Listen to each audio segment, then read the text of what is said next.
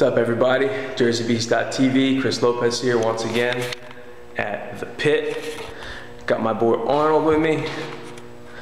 Say hi to Arnold. He's just hanging out today. So I want to talk to you guys today about, because that's what I do, I talk to you guys, right? I want to talk to you guys about building muscle and burning fat at the same time. Is it possible? Yes.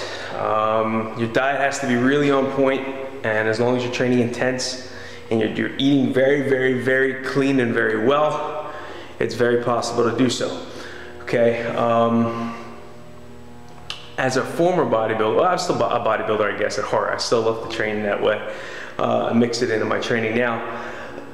But as a previous competitive bodybuilder, I guess I should say, you know, you hear a lot about building muscle or burning fat, and that you can't do both.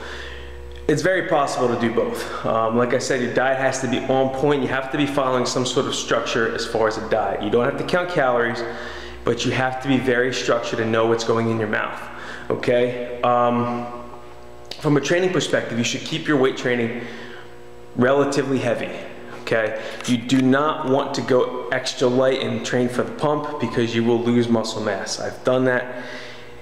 Your muscle doesn't stay. You have to keep training heavy, keep training in low rep ranges. You don't have to do all your workouts in low rep ranges, but you have to keep that stimulus, you know, on your muscles at all times, especially if you're in a caloric deficit and you're kind of really cleaning up your eating and you're not eating a ton of carbs. So you have to do that. You can also do this little tip, which I actually did today. I'm adding mass again. I'm trying to build up mass, trying to get a little bigger, because I miss being bigger. So what I've been doing during my break time, because this week I've been taking 2-minute breaks, okay? For the past year or so, I've been really going really short on the breaks and keeping my conditioning up. And I'm going a little longer on breaks, but here's the catch, okay? What I'm doing is I'm grabbing a jump rope right during my 2-minute breaks, and I'm hitting the jump rope for 2 minutes. Now, that does a couple things. One, obviously, elevate your heart rate slightly. It's not super intense, so you can still keep the intensity high on your weights, all right? But it elevates your heart rate, so you burn more calories.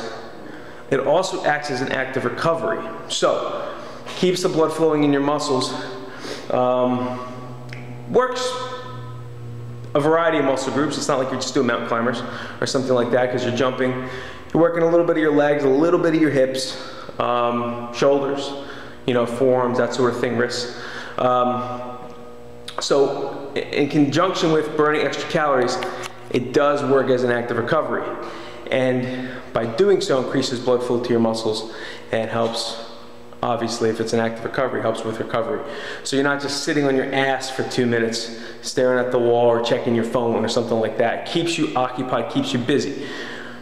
If you need to time your breaks, I suggest you get one of these, a Gym Boss. I'll put a link for that interval timer on the blog. If you're watching this on YouTube, definitely check out JerseyBeast.tv, and I'll put a link for that page down below, and I'll link up that Gym Boss. It's like 20 bucks, but you can use it for everything, for interval training. If you're into Metcons, I'm not too into Metcons. I do them sometimes, but if you're into that stuff, it's perfect for that. It's perfect for timing your breaks. As a lifter, as a bodybuilder, some of you guys take longer breaks, right? 2 minutes, 3 minutes. You're checking your phone, especially if you go to a commercial gym. You see somebody you know, you start chatting it up a little bit. Next thing you know, 2 minutes is 7 minutes, is 10 minutes. And you just wasted a bunch of time, okay? So get a Gym Boss, get a jump rope. You don't have to do jump rope, you could do mountain climbers. You could do anything that's gonna elevate your heart rate. Even if you, like, you can go complete ghetto style and just do jumping jacks for 2 minutes. Just something that's not too intense. Because the higher intensity you go, the less you're gonna be able to do. Right?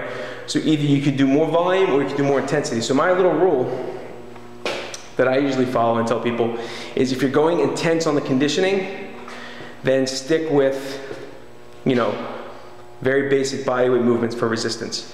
If you're going heavy on resistance and you're going very intense on resistance, then you go a little bit less intense with the conditioning. If you're doing it in the same session, obviously.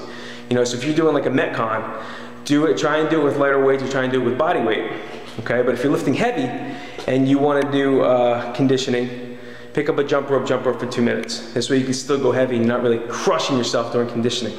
Okay, that's my 2 cents. Once again, JerseyBeast.tv. Check out the blog, and I'll talk to you guys soon. Later.